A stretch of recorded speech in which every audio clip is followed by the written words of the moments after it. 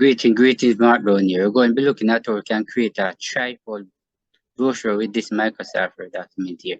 Notice you have all the content in it already. You want to create a trifold brochure, but how you going to do that? All right, I'm going to guide you through that particular here.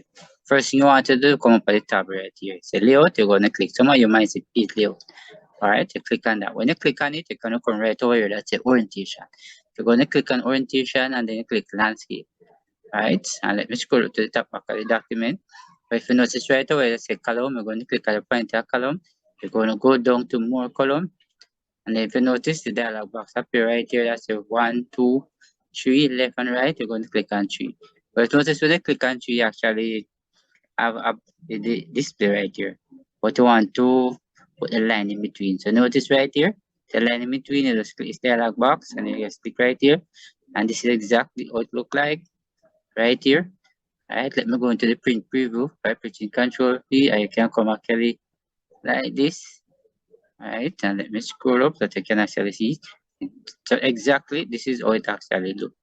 So thanks for watching. See you in the next video.